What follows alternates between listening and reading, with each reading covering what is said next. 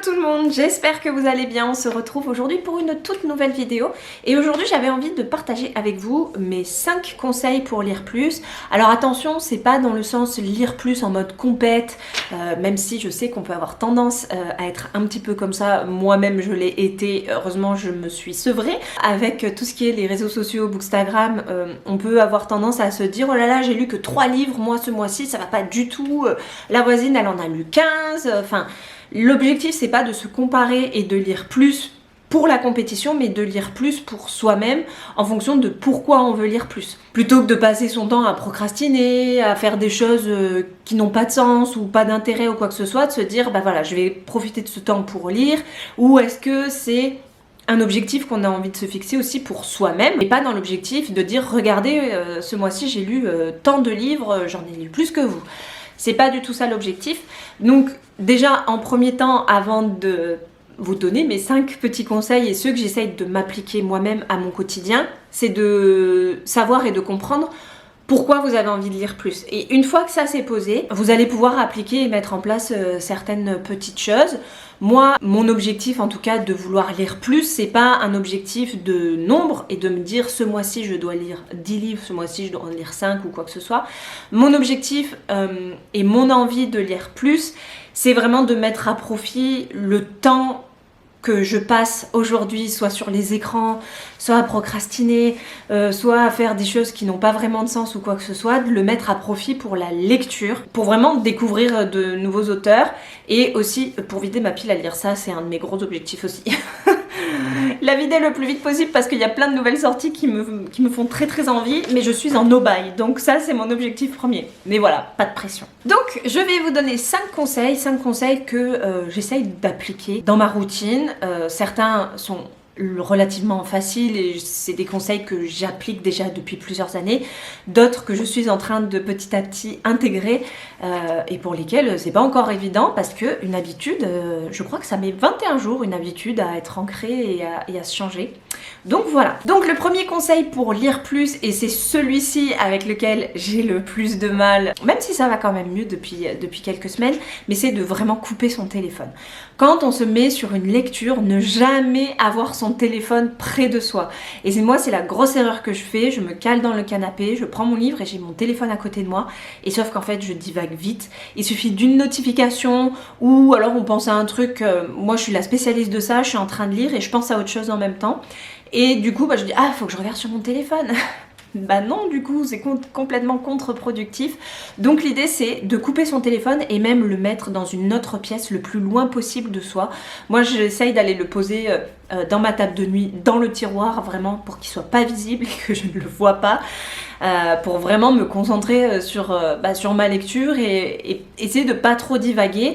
Et puis souvent, quand je m'installe dans le canapé confortablement avec ma lecture, si mon téléphone il est dans la chambre, j'ai souvent la flemme de me lever juste pour aller regarder un truc souvent en plus insignifiant sur les réseaux sociaux ou quoi que ce soit.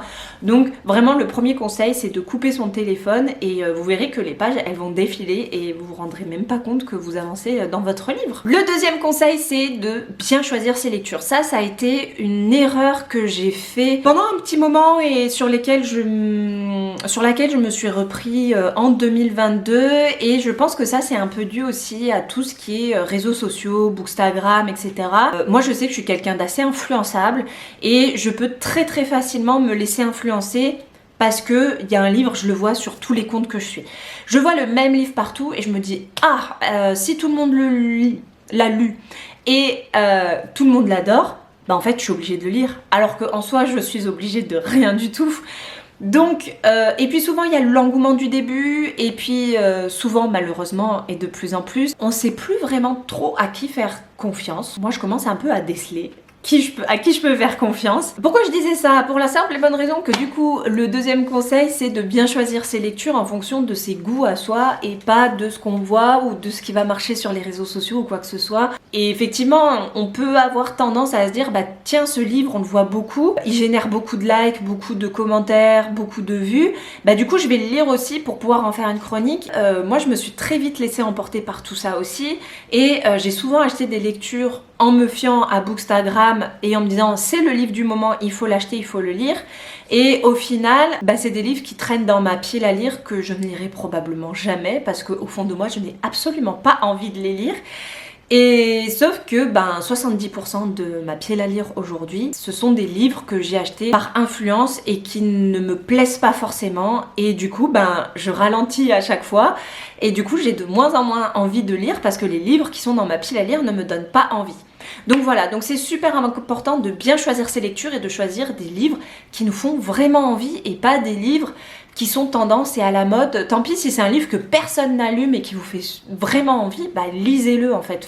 Je pense qu'il faut vraiment qu'on se libère de toute cette influence, même si je trouve ça vraiment top, hein. Moi-même je le fais, donc je serais très mal placée pour critiquer.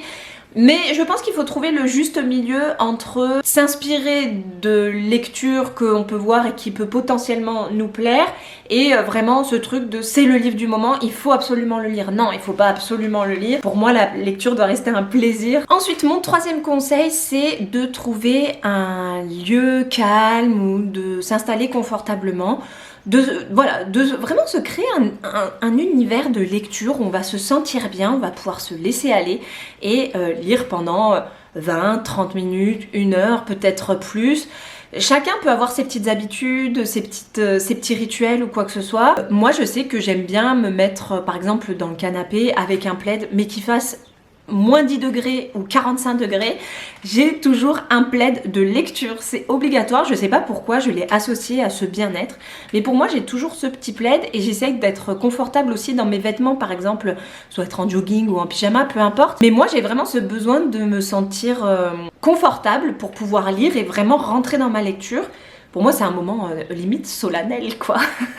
Donc vraiment, je vous conseille de trouver le lieu et tout ce qui va faire que vous allez être le plus confortable possible et le plus à l'aise possible pour vraiment vous imprégner de votre lecture et être bien, et ce que du coup ça va vous donner envie de prolonger ce moment, parce que si forcément vous êtes mal installé, que vous êtes à un endroit où vous n'avez pas envie d'être ou quoi que ce soit, votre lecture elle va être écourtée parce que vous n'aurez plus envie. Alors que si on est confortable, à l'aise, on a envie de rester là pendant des heures. Donc vraiment, ça c'est mon troisième conseil. Le quatrième conseil pour pouvoir lire plus, c'est de toujours avoir un livre avec soi. Moi, c'est vrai que je le fais déjà depuis plusieurs années. J'ai une pochette à livres. Et dès que je sors, dès que je vais quelque part, peu importe où je vais, même si je me dis, je vois pas pourquoi je prendrais un livre, je risque pas d'avoir besoin d'un livre à cet endroit, je le prends systématiquement, on ne sait jamais. Parce qu'on sait jamais, un petit moment de latence, d'attente, quoi que ce soit, hop, vous dégainez le livre et vous pouvez avancer, même ne serait-ce que 2 pages, mais ce sera toujours 2 pages de gagné qui vous aidera à lire plus. Et donc le dernier conseil, donc le 5e conseil, c'est... Alors là, ça va dépendre de votre caractère. C'est soit de ne rien vous imposer, soit de vous imposer quelque chose. Je m'explique. Je sais qu'il y a des personnes qui ont besoin d'avoir un planning de lecture, qui vont se dire, voilà, ce mois-ci, je vais lire ces livres-là, dans tel ordre, etc. Elles ont besoin de ce cadre-là pour pouvoir s'y tenir et pour pouvoir lire leurs livres. Tant que ça procure pas du stress et que c'est votre organisation et que vous vous sentez bien avec ça, franchement continuez. Ou si vous êtes de ce type de personne-là, de ce caractère-là, et que ça ne vous procure pas du stress derrière, peut-être faites des plannings de lecture, prévoyez-vous une pile à lire sur le mois des livres que vous voulez lire. Peut-être que ça peut vous aider à lire plus, vous motiver. Je sais que pour certains c'est une source de motivation. Moi ce n'est pas du tout mon cas. Moi si je fais ça, ça va me mettre une angoisse pas possible, ça va me stresser et me donner encore moins envie de lire. Donc pour les gens qui sont comme moi, qui peuvent être